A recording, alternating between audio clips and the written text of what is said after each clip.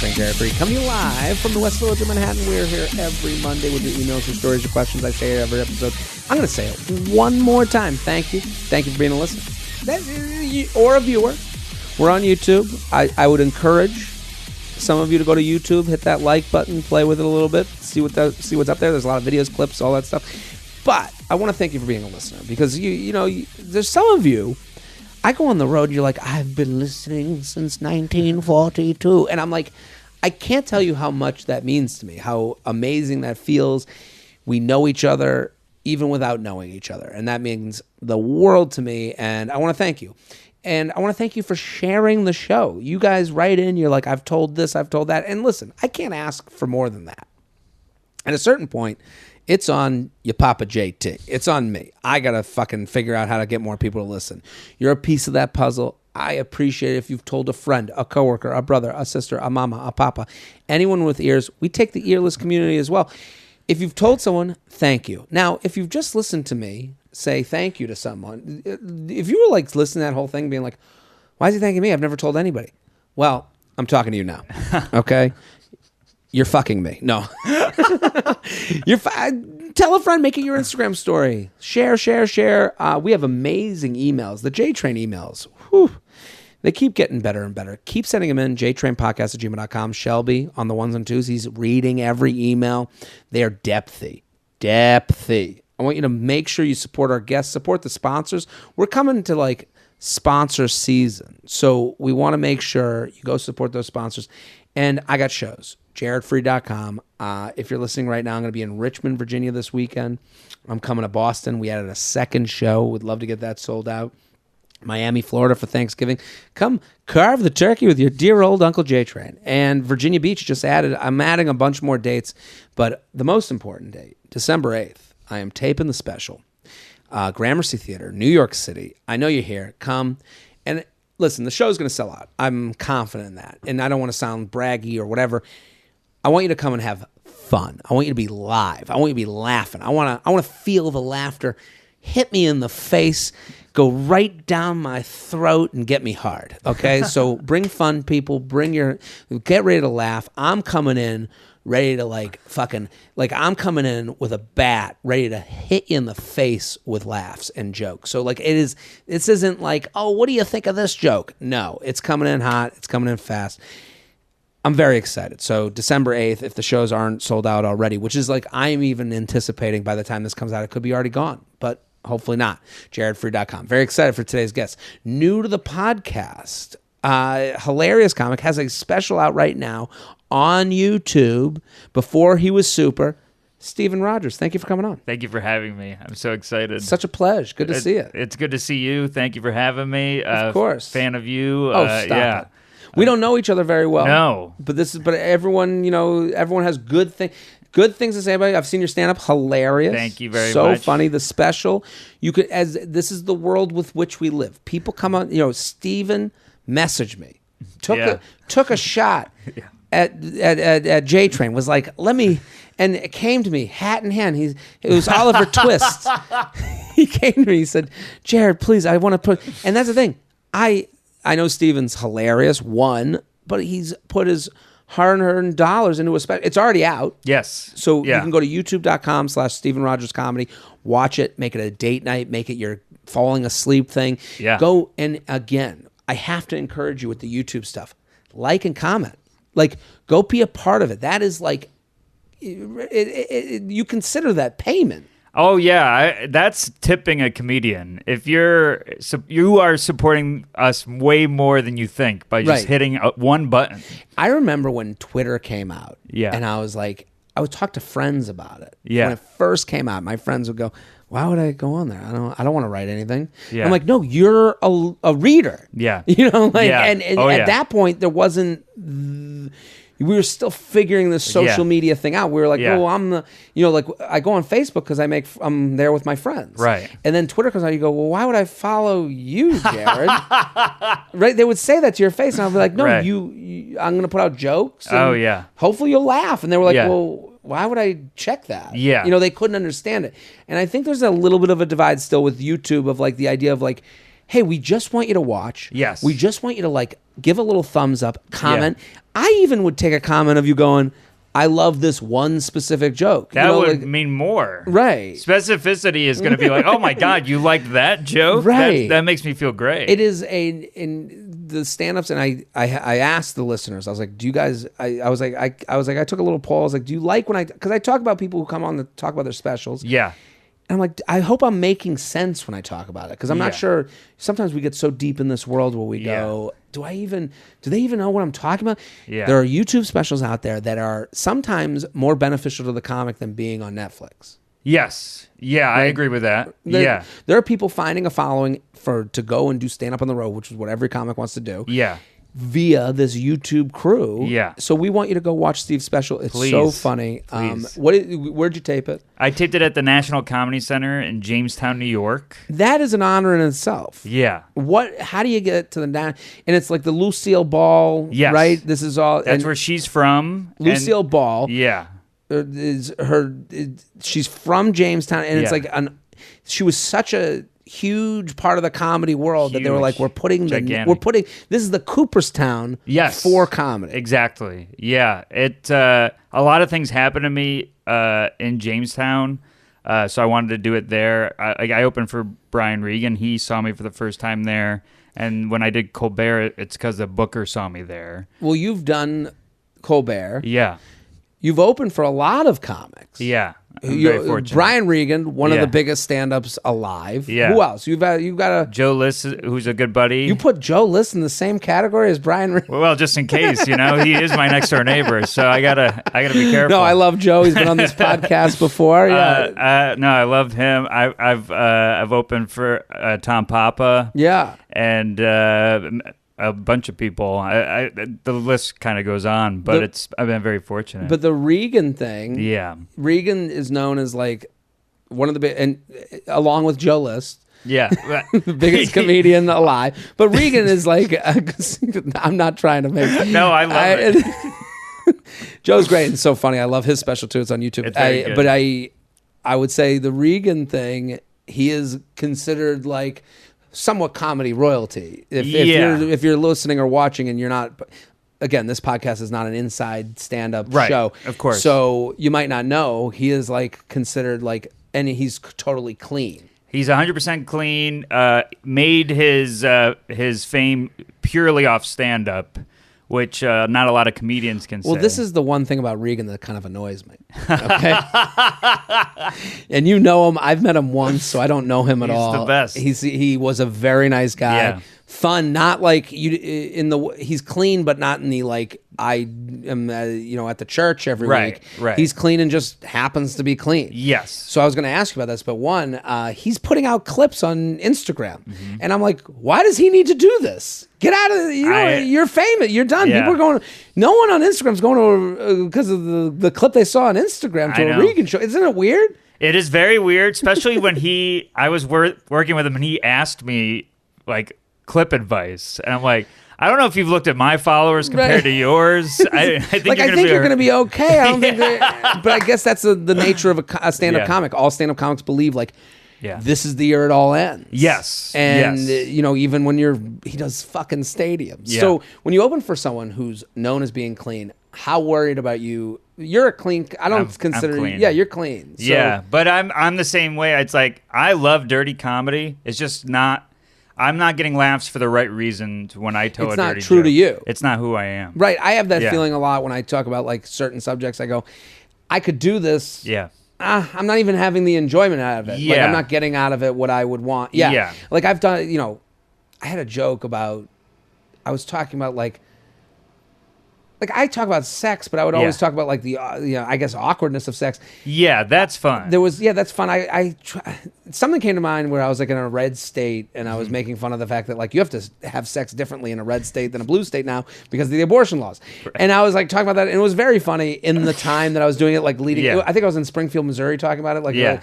And it was like that's like a very conservative town. So like in that world, it felt fun. Yeah. And then I tried to bring it back here, and I was like, I don't even like how everyone's looking at me. Yeah. You know what I mean? Yeah, it's crazy. Like, but that I think when I like jokes that I can find a way to be be myself and do it everywhere and not have to alter who I am for the people. I think I think most comics want that, but then when you see someone who doesn't do that, you go, how long can you do this for? And you kind of feel bad. But listen, you're going to love Steven Rogers' special. At Steven Rogers Comedy on Instagram. Go follow. Please. All his stuff is going to be on my social media, as well as the bio of this episode. I want you to go watch the special. The special is fantastic. You're going to love it. It is a night on the couch. It's a night just laughing. Literally, there's what I love about a special on YouTube. I love that right now, someone's sitting there. You can pause this episode, put it aside, email the link to yourself, whatever you do to remind yourself. And now you just have this thing ready to make you laugh. I don't mean to be so hokey, but that is wow, it's just sitting there. I always had that thought because I've been putting stuff online since the beginning, which is also scary to me. I put up so much stuff that I don't remember the stuff I've put up. There's some people that have put up 7 things and oh, I'm okay. Yeah. I put up so much stuff that I probably moved beyond those opinions. Again, doing the bit in Springfield, Missouri. Right.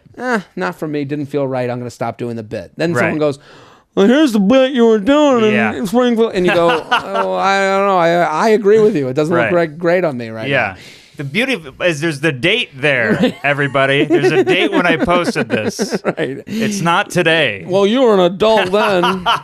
Oh, no adult has grown. So you look at, but my thought with putting a lot of stuff online was always someone new could find you. There's someone listening right now, and they get to unlock a whole treasure trove of Steven Rogers. That's a very cool thing. I always thought that with me. Someone would see me at a club and go, oh, let me go look him up at home. And then they go, wait a minute, he has 7,000 hours of podcasting out. What? It's just there waiting? Yeah. So it's a nice thing. Everyone go follow Steven Rogers, at Steven Rogers. Let's get to the emails. You ready? I'd love to. JTrainPodcast@gmail.com, JTrainPodcast@gmail.com. Roommate sliding in DMs. Do I tell my ex? Oh, my God. This gets juicy. JTrain, feather. I'm coming to you with an interesting situation. I was seeing a guy from February to July of this year. Things ended somewhat mutually about a month ago. Long story short, we weren't a long-term match, but I still have lingering feelings for him, and we work at the same company, so the moving on process has been somewhat prolonged. A couple weeks after our breakup, I received a follow request from his roommate on Instagram. I was taken aback because we had hung out as a group several times during our relationship, but the timing seemed weird. I accepted his follow, but did not follow back, and he immediately DM'd me about seeing my profile on kink-friendly dating app. One of his messages was slightly suggestive. I wrote him that I was flattered but thought it was inappropriate, and yet he persisted. Screenshots. Do we have the screenshots? Do we need them? Oh, they're here. Oh, okay. So wow. Let me read the screenshots. I didn't realize. Okay. Oh, man. We got the... This is juicy. When you get the screenshots... Oh, my God. Oh, he goes into it. Okay, ready? Oh, man. So I'll read them right now. In the middle of this, is that a good time to read this? Yeah? Okay. Here's him. Okay, I may or may not have just seen blank on blank and had to message you out of curiosity. And then she writes back, I am in fact blank. How long have you been on there? Also, this stays between us. Yes, he writes. It's easier to text. Here's my number. I'm kind of very curious, he writes. She writes, I used it more when I was living in blank. Not so much here yet. He writes, I started using and learning about it. Fun. He writes something, fun-sized is right, sweaty face emoji. And then he writes, I have so many questions. That okay with you? She writes, I'm flattered, but given there is a history with your roommate, it wouldn't feel appropriate. Good luck out there. He writes, damn, I suck. Would you be down to just chat when you have time? Then he follows up after a while. I would just love some help with blank. Just not connecting with anyone. I need pro tips. Then he sends a picture. And then you're in blank. My sister lives like an hour from where you are. She writes, nice. It's a beautiful part of the country. Yeah, I'm trying to build a blank there, or an Airbnb. I can say that. Are you visiting friends? I am. And then he follows up to his own text. She didn't answer. I'm still the most curious to hear about your blank adventure. It's not quite fair. Okay. I'm not sure what the kink was. I'm not either. Yeah, I can't get it. But that's not even important. It just seems like he's on a fact-finding mission. Yeah. And he knows that she's a safe place to talk about this with. Yeah. And that seems to excite him, and that's why he's kind of pursuing her. Yeah. Okay. My ex had told me that his roommate had a habit of meeting women in real life, then writing them on IG, and that it had creeped them out.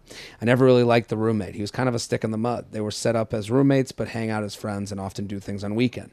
I am not expecting this to be the last time I get a DM, so the question is, do I tell my ex? Frankly, I think it's fucked that this guy's DMing me, and it makes me question how much of a quote-unquote friend he is to my ex, but I also wonder if I would be acting spiteful by telling the ex since I still have some feelings for him. Am I just wanting to cause a scene?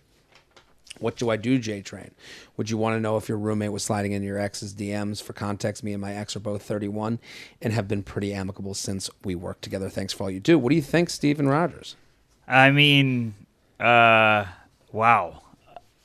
I don't know. Like, I don't think it's a scene. Like, I don't think it's dramatic to message a person if you're being, it seems like, harassed. Oh, no. Yeah. Yeah. What do you mean? Well, she says, I don't want to seem like I'm causing a scene. I think that the scene she's avoiding is bringing the ex into it. Right. And because they have this history, and again, I'm making one assumption. She says we ended somewhat amicably, but I still have feelings for him. I'm guessing maybe he ended it with her.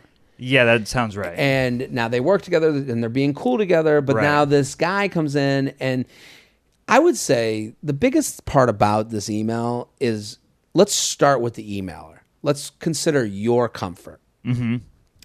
You still say you have some feelings with him, so you have to consider your comfort before going to the... Like, I don't care about what the ex thinks. No. I care that you're basically sober a couple of months, and you're like, should I go in the liquor store? Right.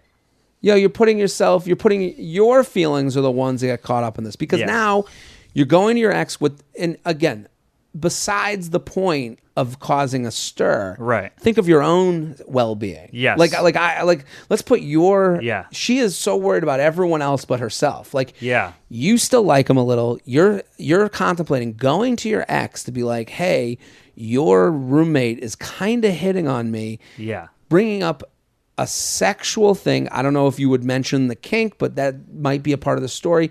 Now the ex is, now you've now you're having a sexual a conversation, sex adjacent, with an ex that you still have feelings for. They can go, maybe we were supposed to be something. Maybe they're kind of revved up by the idea, like, oh, my roommate wants it. Like, this is all dangerous fodder, is my point. And it's like, and I'm giving a lot of empathy to the ex. Like, even if he did, like, these things do make you rethink you're breaking up with someone. They do make you rethink, oh, maybe I should go after her if other people are going after her. Right.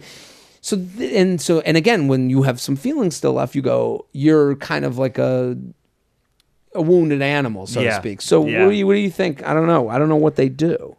I mean, this guy, I would, if it were me, like, and I'm trying to move on. Right. If I am trying to move, I mean, I want to sever the roommate situation completely. I'm with you. I would block the roommate. You got to block the roommate. This is the thing. Like, I think you got to be direct and block. Yeah. And here's where I'm not taking the roommate side. It is a little weird to like contact an ex. Generally, if I had a roommate and then they were contacting my ex, that's annoying. Yes. Considering they saw you on a kink site, I understand how they pushed aside the roommate stuff. I agree. We have this in common. Yeah. I can't talk to anybody about this. They are going to be easy to talk to about this. I mean, even the subject of his texts are all on like, oh my God, I found someone that might be into the thing that I'm in. And that's kind of what the internet was created by. Yeah. Like, and it's someone I've met before in person. Right. It's like a connection I've already made and I can finally talk. Right. So he kind of measured it. He went, okay, I'm willing to lose this friendship to maybe have this kink, this kink fulfilled or this fantasy fulfilled. So that you're dealing with somewhat of a druggie. Yeah. Looking for dealers. Yeah. So who the dealer is isn't right. that much of a concern to him. That's why he's reaching out. And so I agree with you. Like you have to kind of like say, I don't deal anymore. Yeah. Yeah. And you already kind of were like, best of luck. Right. So you did it nice. You gave the nice hint, more direct, like you're saying on this one, and then yeah. So I think if I were, and again, there is danger in that some people are like, don't send any messages, go away, or like you can block or mute or whatever you can do quietly. Sure. I think an option also, like if it were me, but like also I understand like feeling safe, and you go like my option would be, hey, I appreciate that you're new to whatever world you're trying to get into. Mm-hmm. I don't feel comfortable talking with you anymore. Yeah. I hope you can respect my boundaries. I'm going to have to unfollow you from my account. Yes. And you just say that and then it's done. Yeah. And then you're out. And then bringing the ex into it, I think at that point you're done with the ex. You don't have to worry about the ex. There's nothing to bring up to them. That only brings you into it more. I agree. And you not necessarily have to block, because if he had to request to follow, right, you can just have him. You can just take him out of your followers. Yeah, I think you can just remove them if you want to be. If that's blocking is crossing a line for you. Right. There's also the restricted one. Yeah, that helps. Yeah, but I think you got to run away from this.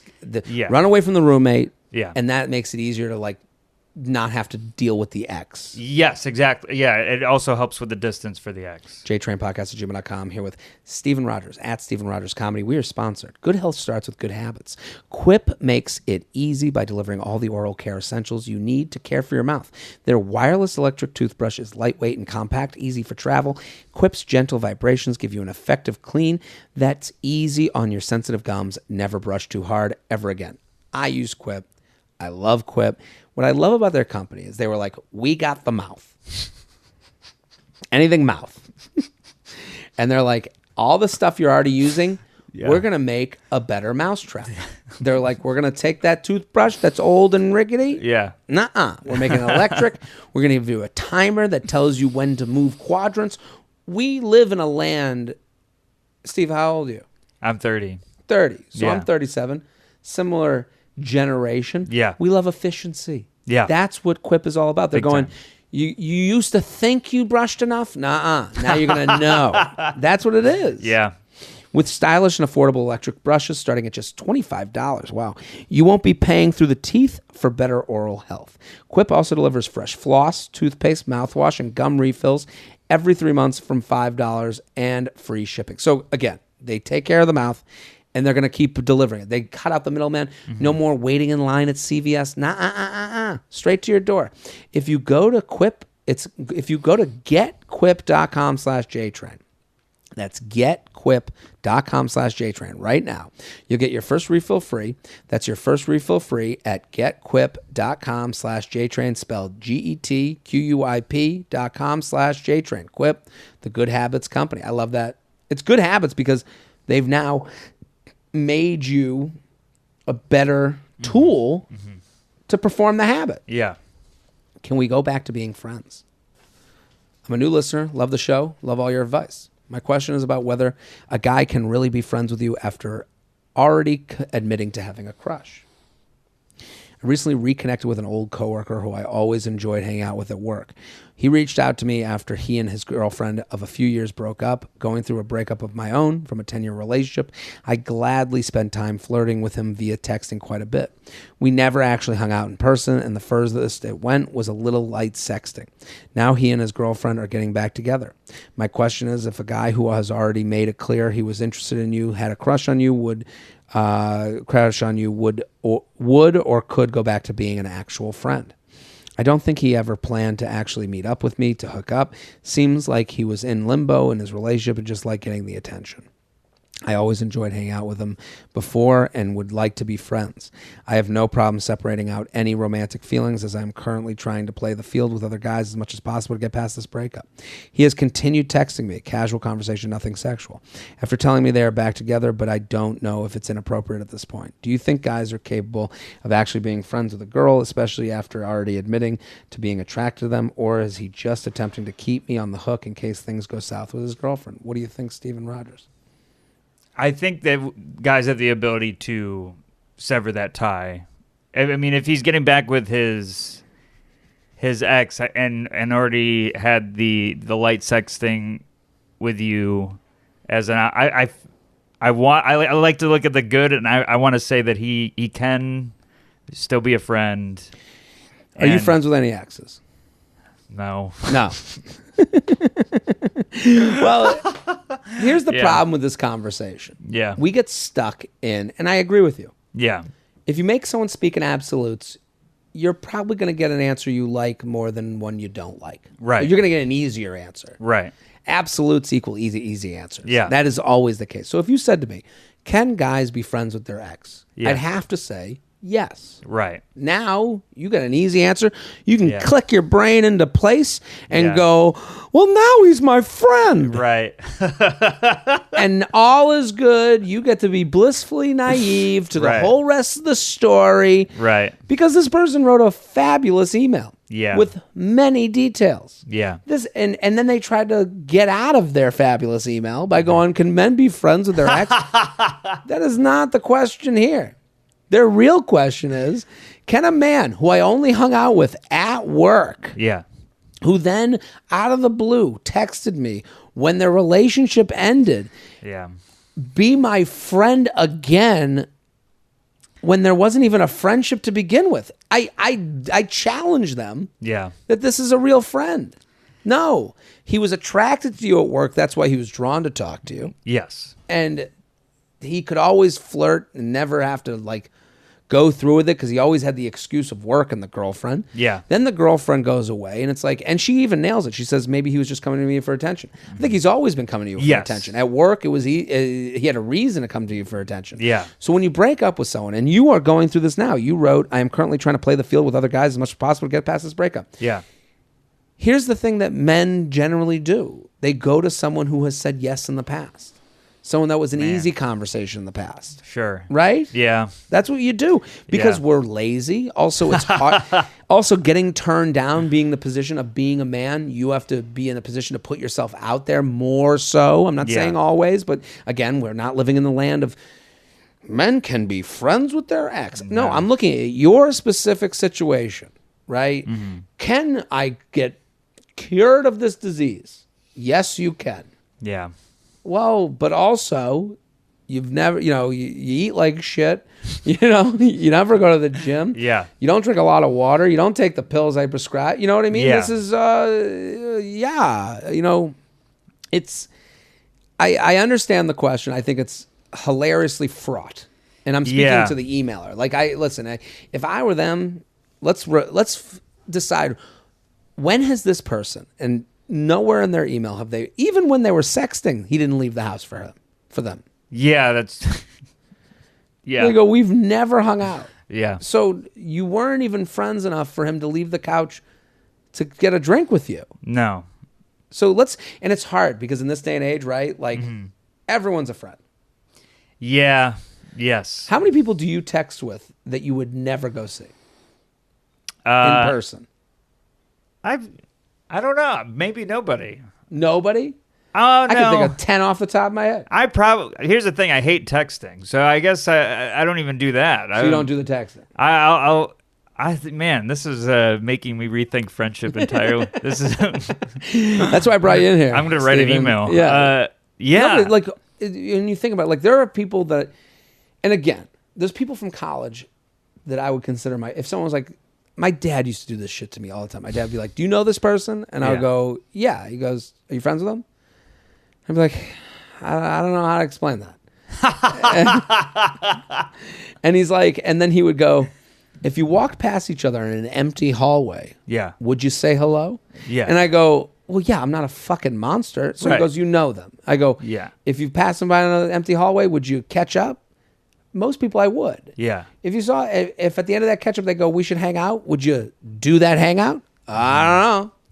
That's where things change. Yeah. So let's empty hallway this guy. If you saw him in an empty hallway, would you catch up? Yeah, they probably would. Right. Would you make a plan to go do something later that week? No, probably not. No. So you're not friends. You never were friends. Right. It's time to reassess. So what do you need this person for? I know what they need you for. Yes. They need you for the attention of a woman that they've sexted with before. Who's okay with them having a girlfriend. I would leave this scenario because I think he is being like, there are many people that like getting a response from someone they know hypothetically would. Yes. That feels good. It's the attention. It's this thing that you need filled. Like, oh, someone does find me attractive. Someone does find me interesting. Right. Also, if someone's gonna leave, if you think he's leaving you on the hook, even if he did break up with his current girlfriend, a person that can leave you on the hook is gonna leave someone else on the hook. Next. Right. There's what they've done is what they will do. Yeah, they love fishing. They're gonna keep doing it. And I think we all have to do this from time to time. We have to assess, what am I getting from this? Oh wow, yeah. And I don't think you're getting a lot. She's No. like, will he be a real friend? I don't think he's been a real friend ever. Yeah, and where's the texting going? The casual texting right now that she's talking To about. what? And then she's like worried about like being mean to the other girlfriend. It's like, no. How about you be good to yourself? Yeah. And you go, hey, I don't need this in my life. I will find a new guy to text that could be, we don't like to think of this. We're like, oh, well, it's not taking up much time. It's taking up a piece of time. Yeah. Like, Yeah. I want out of this. Yeah. JTrainPodcast@gmail.com, JTrainPodcast@gmail.com. Here with Steven Rogers. Got a new special. Before he was super, go to youtube.com/Steven Rogers Comedy, @Steven Rogers on Instagram. We're sponsor people. Fall is here, which means packed schedule and being too busy to eat nutritiously. Factor makes it easy to eat well for all meals and snacks. These fresh, never frozen meals that are delicious and nutritious with calorie smart and keto options, Factor meals are perfectly portioned to keep you on track with your goals. Factor now offers over 30 meals per week and 36 add-on options. Let me just say this. Factor's wonderful because of the variety, because of the portion control. If you're shopping for one or for you and your partner, it is really hard to go to the store and get fresh fruits and vegetables and get creative when it's just two of you or just one of you. So here's what you do when you act healthy. When you're healthy, and I've tried my best in the past, I'll make grilled chicken and I'll steam up some broccoli because you can get bagged broccoli and you can get frozen steamed. You can get chicken, then you can throw it on. It's very easy to do. And yeah, you put some teriyaki sauce on there. You put some salt and pepper. Sometimes you got to get an extra lemon. But what you do is you do that 4 nights in a row. And you're like, I'm really healthy. And by the 3rd night, you go, I'll have some popcorn afterwards. I'll have the other things to zhuzh it up and add creativity to this. Yeah. The only reason you're eating those other things is because you're bored. Yeah. When you have a meal that is made every day is something new, or every couple of days is something new, you are less likely to go, well, let me get some popcorn so I feel some sort of difference here, right? Yes. Change your order up every week with plans from 4 to 18 meals per week, or pause or reschedule your deliveries anytime. They offer vegan, veggie meals, keto, calorie smart options, cold pressed juices, smoothies, energy bites, extra protein, veggie sides, and more to keep you fueled and focused all day long. So look at all the options you have. And again, I will tell you this, variety is the spice of life. And portion size is so important when you're trying to be healthy. This gives you variety and the correct portion. Tough to find on your own. Head to go.factor75.com/JTrain60 and use code JTrain60 to get 60% off your first box. That's a lot of money. That's code JTrain60 at go.factor75.com/JTrain60 for 60% off your first box. Steven Rogers is here. @Steven Rogers Comedy. Go follow. Third wheel on a sister's trip. Oh man, third wheel.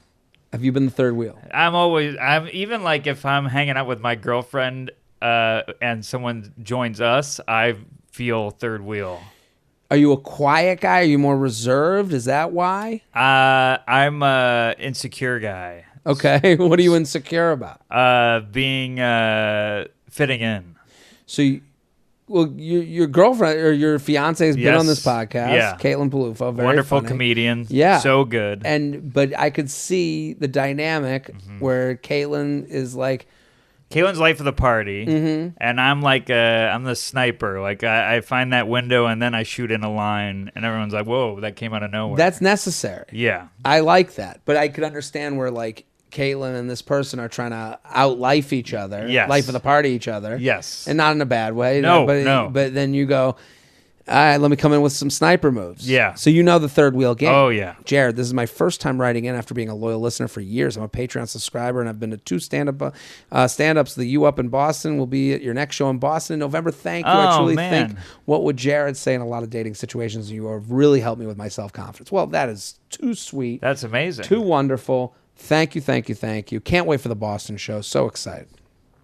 This is an issue that I thought I could use an outsider's opinion on. My sister and I are very close. I'm 26. She's turning 30 in October. We describe our relationship lovingly as codependent. We planned a trip to Europe for her 30th birthday for 10 days. Our friend is joining for the first leg of the trip, and the last part is just us, which is the perfect situation. We are excited to have some time just the two of us, but if we were alone for the whole time, we would probably kill each other. Here's the issue. My sister has a new girlfriend who she has been with since March. This is her first long-term relationship, so it's been a bit of an adjustment for me since she's been around a lot. Her girlfriend told me, I want to surprise your sister and join you for the last part of your trip. I immediately panicked in my head, but smiled and nodded. Now she keeps asking me for info on what days she will be there, or flight info, etc. Our last secret conversation she had is it okay if I come? You can tell me. Hey. I hate that.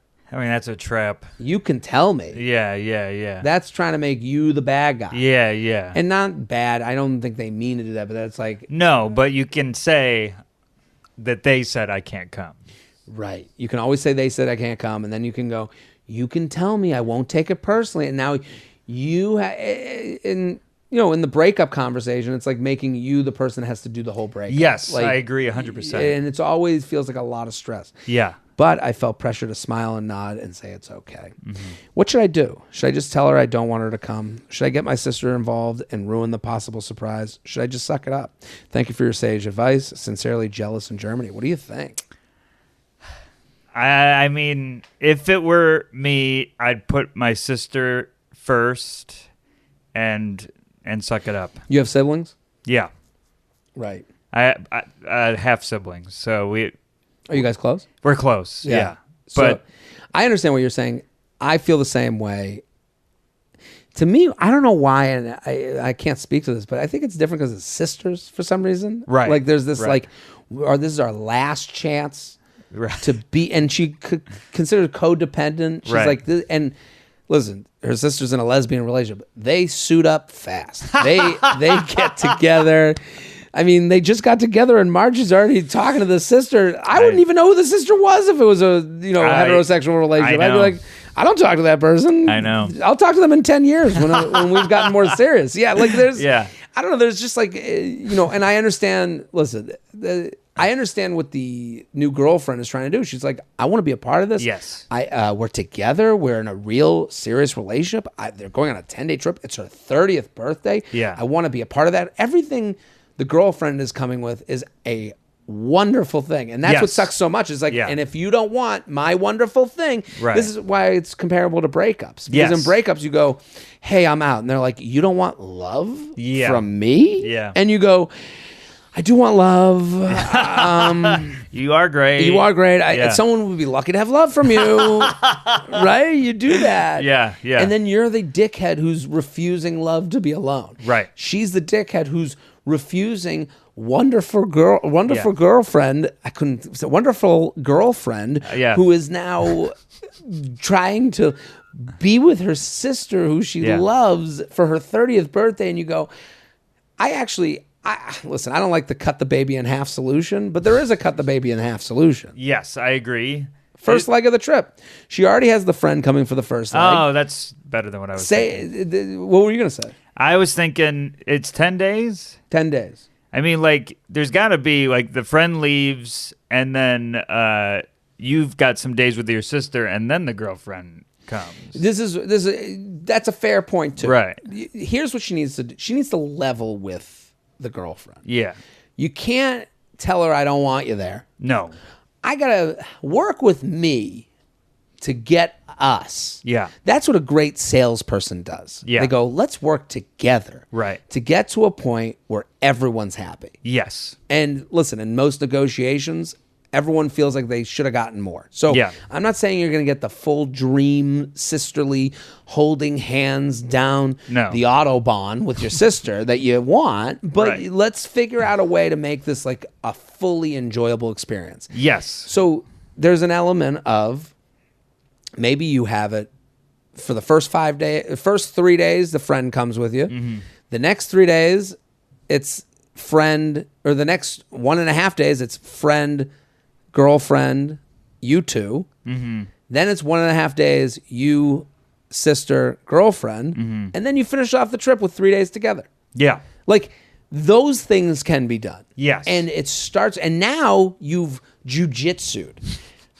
Because here's what you want to do. You want to take, is it okay with you if I come, you can tell me, and you want to reverse it. You want to take their chokehold of douchebaggery. Oh, yeah. And you want to go, I got you now. Right? Yes. And you go, well, why don't we do this? Right. You come for the middle 4 days of the trip. You'll come a little bit with my friend, a little bit, and you'll get like the stuff with my sister and me, which I don't want to get in the way of your romantic vacation, but I understand you want to surprise her on her birthday. Yeah. And then my sister and I, because honestly, we've kind of been planning to like have one kind of sisterly moment together where we could be alone. And I know we'd kill each other. And then you go, tell me if that's okay with you. Yeah. Now you've reversed it. Now you've got them in the douchebag hold of like, you have to break up with me. Yes. Yes, I agree. That's the move. I think, or you just have her go, hey, speaking I terms, I've been really looking forward to spending time with my sister. Yes. I would love for you to come in the first half when my friend's going to be there. At least when you guys are like having your like, your fucking scissor time, I can hang out with somebody. Whatever you guys, when you guys are shopping for Subarus. I'm kidding. But what I mean? They got flannel. Right. You'll find something when you guys are off, doing cold weather activities. Whatever. Me and the friend can do some shit. Yeah, right, you guys go suit shopping, and me and the friend will hang out. We'll hang out. Like, I think that's like a wonderful thing. And now that's you get so funny. All worlds are... And here's the other thing. You're seeing how they're going to be as a sister-in-law. Yeah. How do they deal with compromise? How do they deal with like respecting the boundaries of you and your sister? This is all like... And again, you may think it's too soon, but obviously for this girlfriend, it's not too soon. Yeah. And I will say you're part of the surprise when the girlfriend shows up, and your sister won't forget that. Love it. Now you're getting... Now everyone owes you. Yeah. That's why you do any... You got everybody right here. Right. Yeah. JTrain Podcast at gmail.com. JTrain Podcast at gmail.com. Keep sending your emails. Here with Stephen Rogers at Stephen Rogers Comedy on Instagram. Whose wedding is it anyways? I want to be married, but not a bride. Wow. You're engaged? I'm engaged. Are we having Is Caitlin a bridezilla? What kind of wedding are you guys having? We are realizing obviously we're very excited to get married. We're more focused on as many of the people we love being there as possible. So you want big, fun party. And Caitlin's a partier. She has a podcast that I've been on. Yes. Where we talk about drinking. Good time gal. Are you a drinker? I am nowhere near as much of a party as her, but I when it's the mood is right, I get the people I want there. Right. I'm down. You said you get anxious. You get insecure. All right. I said anxious, but insecurity usually comes with anxiety. Yeah, anxious is my brand. Do you get hungover and like? Are you a bad hangover? I have anxiety? A social hangover. So I know when to stop as far as physical pain, but for the next day. But the next day, I'm like, okay, did I say anything wrong to Jared? Like, right. I get that a little bit too. All the time. I don't think it's tough. And drinking doesn't make it easier because you go. No. I remember half conversations. I remember the feeling of like I think it went well, but you go, did I say anything? Yeah. To that person. That's why I hate when you text someone the next day, how was that? And they go, oh, you were... It's like, no. Come back with, you were great. You were great. Yeah. You have nothing to apologize for. Right. Like No, no not one's enough mad people at you. do that. I can't stand that. Yeah. Not enough people like if someone was drunk the night before, your first text to them was like, loved it, Yeah. crushed it. You were a good time. Yeah. Yeah. I don't know. So, okay. I'm a 45-year-old divorced woman. I was married for 16 years, and after my divorce, I started dating a man who was 10 years younger than me. We have been together for a few years, and we have discussed getting engaged in the coming year. I'm very excited to have found this man. He is loving and kind and generous, and I am excited to marry him. But here's the problem. I do not want a wedding. I've already done it. I didn't particularly enjoy being a bride. I don't like being the center of attention, and I don't care to spend money on an expensive celebration for our marriage. If it were up to me, we would marry at a courthouse or Vegas and take an elaborate honeymoon with that money. Well, it's interesting. Like, it's interesting the way you presented. You're like, the wedding. You're like, we want a big party. Yeah. Like, that's important, with as many people as we love as we can possibly do, because what you're talking about is finances. Yeah. You're going, we want the money to match the largeness to be a big enough thing. And it's funny that she's explaining her wedding. She's going courthouse. And it's always financial. It's always money. Yeah. Her thing is, the money. There's a pot of money. Yes. Okay. Yeah. It's either going to be big party, big honeymoon, big ceremony. Yeah. And everyone's hacking up that pie. Yes. The only people that don't have to do that, Bezos. He's the only one that has no pie. He's just got a big puddle. Yeah. And then his puddle is probably an ocean. He's got a bakery. Right. Yeah. He's got a whole bakery and he's shipping shit up. But it is interesting. When people talk about a wedding, that's what they're talking about. They're talking about, I got this pie, and the pie is, whatever the amount is, doesnment matter. Everyone has a pie. Right. And she's saying, I want that pie to include fucking trip around the world. And that matters more to me than da da da da. Like. Yes, I agree. When I told him this, I kind of expected him to be excited about it, but he revealed that having a traditional wedding was something that was important to him.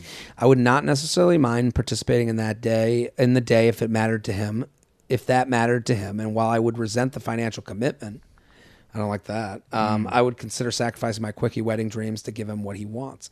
But as the woman in the relationship, I know that the planning of this entire event would primarily be done by me.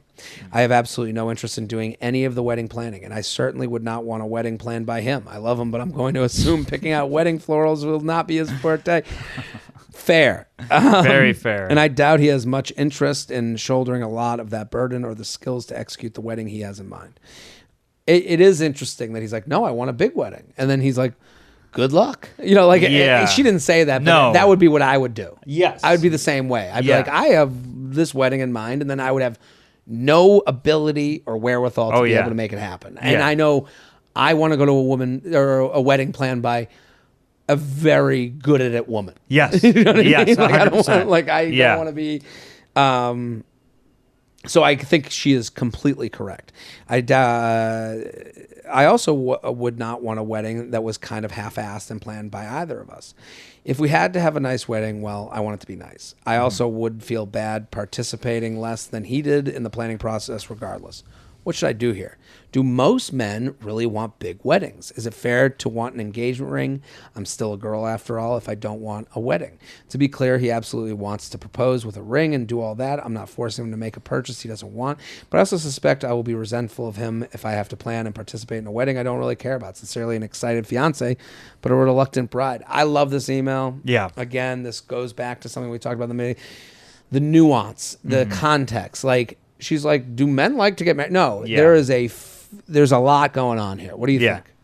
I mean, the resent is, like you said, that's a word that's scary to me. Especially, as you begin your life together. No, I don't want to hear any resentment. No, I mean, that's something we should be trying to avoid, not accepting. Here's what I'll ask you. Yeah. You're engaged? Yeah. What was important to you? Like, when you guys, have you sat down and start planning a little bit? I know you just recently got engaged. Very little, but yeah, some. What is the one thing you were like, I got to have this at my wedding that was independent of Caitlin? Because I think it's interesting because when she goes to she says she was surprised. Yeah. I agree with her. I've never been I didn't grow up. I don't think you did grow up. I did not. Thinking of my magical wedding day. No. But I do have opinions. Yeah. So was there anything that you were like, I got to have this? No cake. No cake. Why is that? I think, I mean, I'm going to go on a rant here. Please. Cake is overrated, in my opinion. Cake in general or cake at a wedding? Cake at I mean, in general, I never go to cake. But at a wedding, we're stuck with the cake.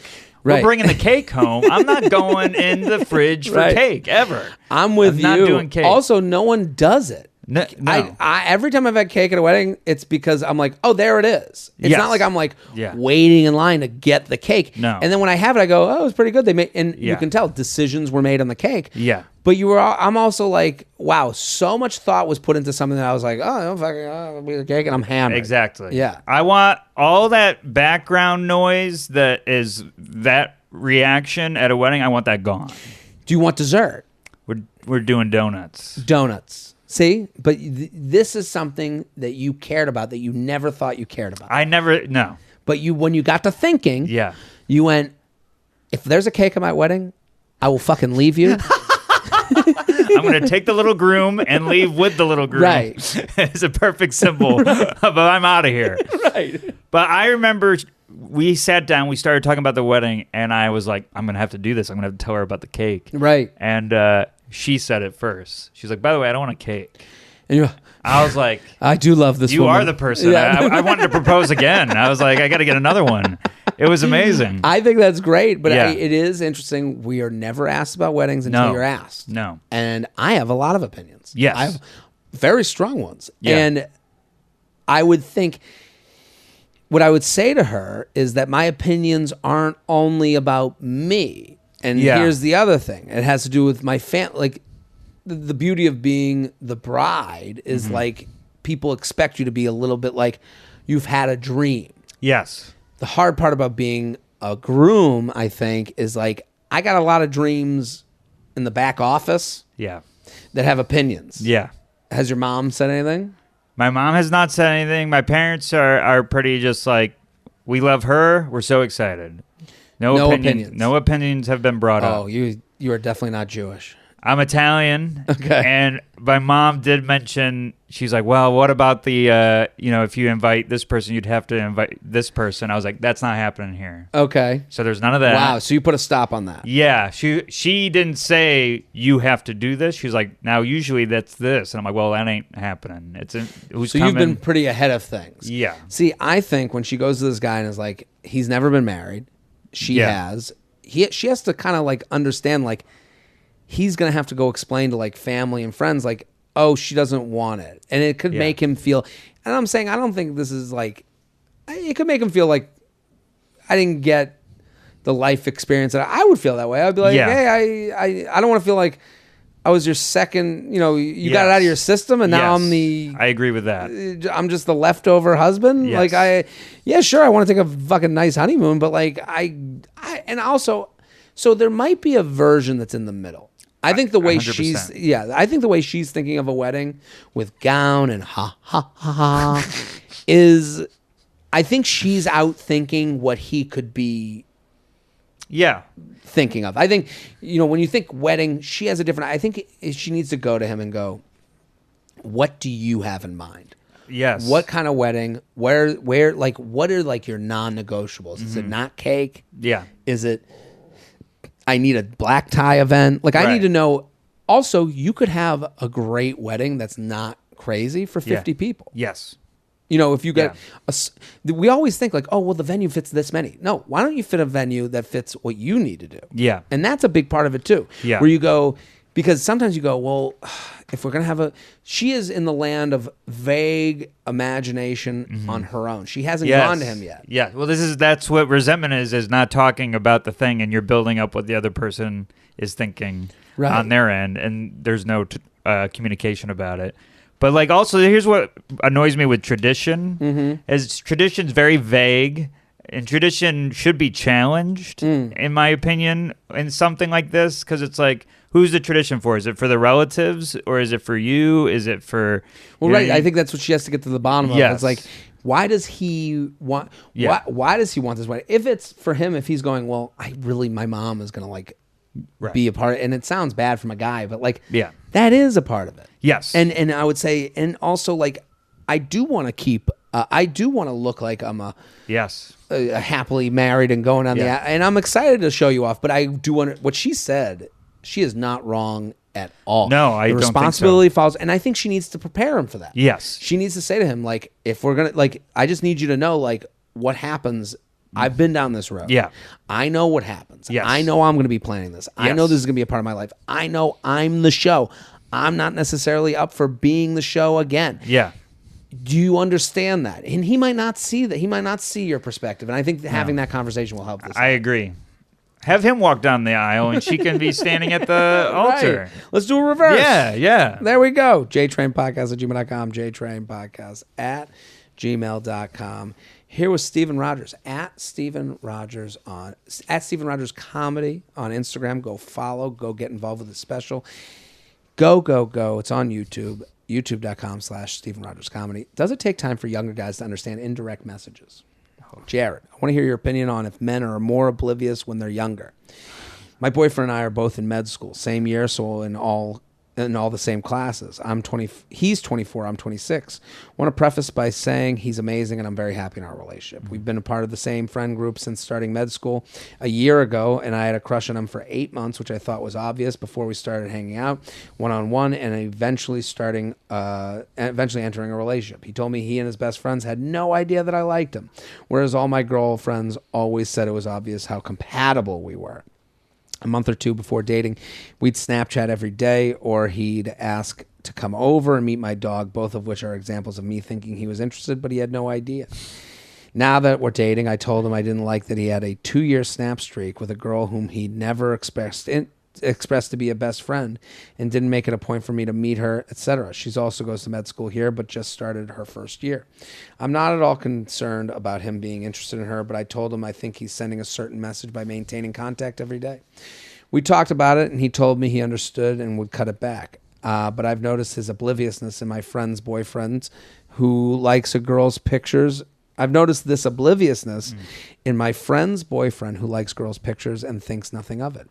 Or one time this girl was asking a guy friend, also my boyfriend's roommate, intimate details about his long-distance relationship and thought nothing of it. Like, obviously she was trying to find a vulnerable point of their relationship and try to slide in, LOL. It's a classic play. What are your thoughts on this? I mean, it's maniacal. What are your thoughts on this? Does it just take more time and experience for guys to understand what underlying messages are being sent? I know the common joke is that you have to be direct with men, but to what extent are some things not completely oblivious? What do you think? I'm siding with the guy on this a little bit. I'm siding on the guy because I'm oblivious. I don't know when I'm being hit on. Right. I don't know. I will be friendly to someone, and then someone's like, "Are you flirting with them?" And it's, right. There's stuff like that that's happened to me my entire life, and I'm not trying to. Sometimes I know, but I remember, especially when I was in a relationship, you get told by your girlfriend, "Oh, that was a flirt." Yes. Or you're told, "Oh, you're doing that with that person," and you have no idea. And I think it goes back to a couple things she wrote in her email. Like, obviously she was trying to find a vulnerable point of their relationship, try to slide in. What women sometimes have to understand is you guys are in this psychological thriller of like you guys are doing 7-level, 3D puzzles. Yeah. And you're the Riddler. Yeah, you're the Riddler, Yeah. and we are Bane. We're just Yeah. we're not even as smart as Bane. Like it makes sense that the guys show they like someone by going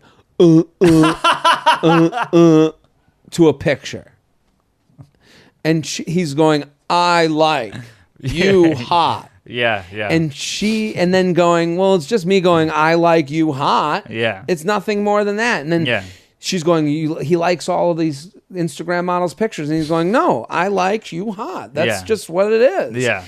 And again, I am not someone who, I'm always very often on this show, I talk about how like men do have emotional intelligence. Yes. And we let blissful naivete kind of work for us a lot of times. Mm-hmm. I'm not saying we don't do that. In this scenario where I have been clued in the past of like, yeah, you're like sending a signal. And I'd be like, what? Yes. That's a signal? I have been surprised by that. Yeah. Even past the age of 24 or whatever age they are. Yeah. It is so interesting. She wrote another thing in her email. He told me he and his best friends had no idea that I liked him, whereas all my girlfriends always said it was obvious how compatible we were. Yeah, yeah. The idea of compatibility never rings through a guy's mind. There is never the thought. Again, we do, oh, she's cool, she's fun. Yes. Oh my God. We do that. I'm just saying the idea of our friends going, you guys are so compatible. No. I like. We hit that Instagram picture twice, double click, I like. Yeah. And so the idea that like he would be like, oh, we're just so compatible. That is not the way I would speak about. I'd be like, hot. Yeah. I'd be like, she's hot. Yeah. You go for her. Yeah. And then he would go like a picture. I like the picture. I think you're hot. So like that is like 30 levels beyond where they are. Anytime I've been compatible with someone, it's been by accident. Right. Just lucked into this situation. Yeah. But the idea that like I just love that sentence that a month or two, he told me he and his best friend had no idea I liked him. My girlfriends always said it was obvious. Like, that's not what's obvious to him. What's obvious isn't compatibility. It's obvious hot, not hot. You're and again, attractive. hot is by the eye of the beholder. It's not about you being attractive or not in the general sense. It's just to him. To him, yes. So, yes, I do think we live obliviously, but I think it's like the difference between automatic and manual transition. Mm-hmm. Like, we are just like, drive. Yeah. Not drive. Yeah. 100%. That's how our approach is. And again, him coming to your house, like, he doesn't even realize he's coming over to see your dog. That is drive. Yeah. Maybe he likes you, but right. He doesn't know the compatibility thing. No, he's not going, I could see myself with her in 10 years. No. He's going, yeah, I like going over there because that hot chick has a dog and I like looking at that hot chick. Yeah. JTrainPodcast@gmail.com. Here with Steven Rogers at Steven Rogers Comedy. +1 Etiquette. This is our last email. I love this because you got a wedding coming up. I love Etiquette. I love +1. I'm all for this. We got good. This is all. Hello, JTrain and guests. Feather. I'm a huge fan of this pod and you up. Thank you for making all my commutes so much more entertaining. I'll get into it. My older brother is getting married next September, just over a year from now. I couldn't be happier for him. We adore his fiance and are so excited. While he and his fiance were compiling a guest list rough draft, they were also deciding who gets a +1, and as it turns out, I'm not getting one. For context, I'm 25 and single. My brother's argument is that unless I've been dating someone for a year, I don't get one. And I'm just about to miss that deadline, as I'm not dating anyone seriously. Technically speaking, I have 4 days to nail someone down. That's great. He said no one is getting one unless they've been dating someone for this amount of time, and he and his fiance know the person. At first, I was pretty hurt. I always picture myself bringing someone to my brother's wedding, but I also understand I'm not paying for it, and while I'm a bridesmaid, I don't have any kind of financial stake in this day. I'll also be busy with wedding day responsibilities and won't really need a +1.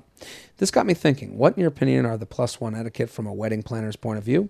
Is it cheap to say no one gets one? Realistic? My brother is going as far as my brother is going as far as to not invite my uncle's wife because he thinks she's a bitch. Oh my God. Wow. She is, and my uncle actually might understand. And he's not inviting my cousin because, well, she's an asshole. If it's your wedding, is it really what you say goes? How do you navigate a family dynamic while figuring out a guest list? Who should really get a +1? Steven Rogers, I'm happy you're here. You are going through this. What do you think?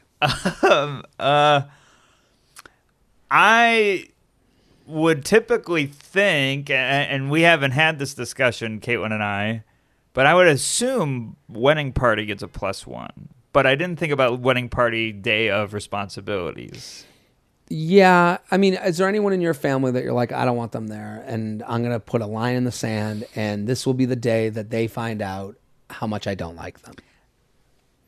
No, I can't. I don't want. I think I'm too much of a wuss for that. I am too. I haven't heard of this yet, but if out of the two of us, I could see Caitlin being more line in the sand, confident. Right. I don't want this. See, I'm not looking to I'm with the brother on the sister not having a +1. Okay. I'm not with him on the uncle's wife, your aunt. Yeah, I'm not. Because one is starting an argument with someone you have to deal with the rest of your life, and the cousin being you've created such a rift in future things. Why does your wedding have to be the place to have the sparring match? Why does this have to be the place where this is hashed out? Yeah. I don't think that's necessary, because it actually goes against and what I find funny, the sister made this all financial. Yeah, that was surprising. Yes. It was surprising that she wrote, he said, no one is getting on he goes, at first I was pretty hurt. I'm not paying for it. Right. I don't have any financial stakes in this day. I wonder if that was said to her.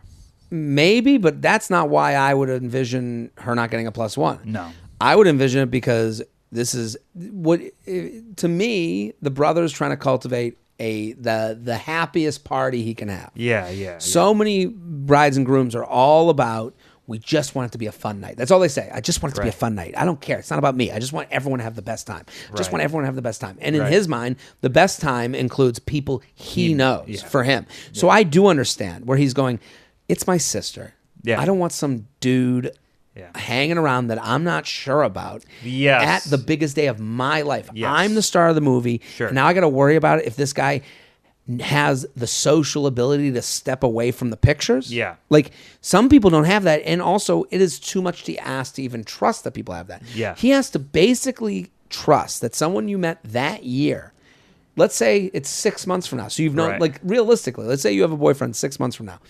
He has to trust that someone you know for 6 months, you can trust them. And I'm not saying that does seem hurtful to her to be like, you don't trust me to trust them. Yeah. But there's so many things that go unsaid at a wedding that he's like, I don't want to have to explain it to anybody. I don't want to have to worry about, hey, get out of the picture, dude. We're doing a family one. I don't want to have to worry about, like, what's this guy doing standing around? Well, he doesn't know how to socialize with people he doesn't know. Now he's around our pictures while, during her wedding responsibilities. I am so on the brother's side. Yeah. You have nobody. And then, the idea, I always picture myself bringing someone to the wedding? Just a body? I didn't even think of that. Right? Like, what kind of weird picture, dream do you have? Yeah. Just always picture myself with a human. Yeah, with a question mark on the face. Right. It's just a weird. Yeah. Like, I'm like, this isn't about you. Yeah. And I can understand where it's like, now you're freed up, the sister, to be the best version of yourself. You're not like, kind of like, walking around. You're not worried about introducing a boyfriend to a cousin that you barely know. Yeah, chances are you know a ton of people there already. This is also your wedding. Yeah. When I go to the wedding and I see the sister, I congratulate the sister. Yeah. This is your day too. So he's worried about everyone being as the person they are when he's around them. And he doesn't want any variables. I get that. Yeah. What he goes against himself is that he now creates a variable by making an angry uncle or an angry sibling of the cousin who you've just told not to come. So that's insane. That's insane to me. Because the issue with weddings is people don't think past their wedding. Right. They don't think about the next holiday. There's another day. Yes. The world begins and ends on this day. You are going to see that aunt again. Yeah. Why do this? Yes. And the uncle will be there. And you want the most fun version of the person there. Yeah. Your uncle who, maybe you were like, well, he's more fun without her. No, he isn't, knowing a fight's waiting for him at home. Yeah. I mean, he's not going to stay as long. He's not going to have as good of a time. Even if you love your uncle, he is now a different version of your uncle. Yes, I couldn't agree more. And that's what he's avoiding with you. He doesn't want a different version of you having to take care of anyone else. Yeah. Totally agree. My actual thought is, I don't bring a +1 even if I'm invited with one unless we live together. Yeah, I've only done it once. Or in a committed relationship. I guess not live, that's extreme. No, I agree with you. I mean, I couldn't agree more. Right. It's I'm with you. I just think it's rude to need your comfort to come over the bride and groom. Yeah, I mean, I am someone that's uncomfortable when I'm by myself, Right. and with other people, and with it doesn't really matter.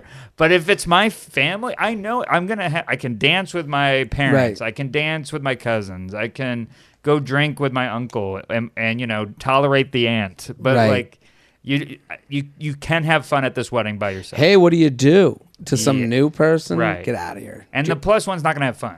No. Stephen Rogers, thank you for coming on. Thank you for having me. Fantastic. Go follow Stephen Rogers at Stephen Rogers Comedy. So funny. The special, it is out right now. It's on YouTube. Yes. YouTube.com/Stephen Rogers Comedy. It's called Before He Was Super. Go, go, go. Like it, comment. I'm Jared Freid. We're here every Monday with your emails, your stories, your questions. Keep sending them in. JTrainPodcast@gmail.com. We'll be back next episode.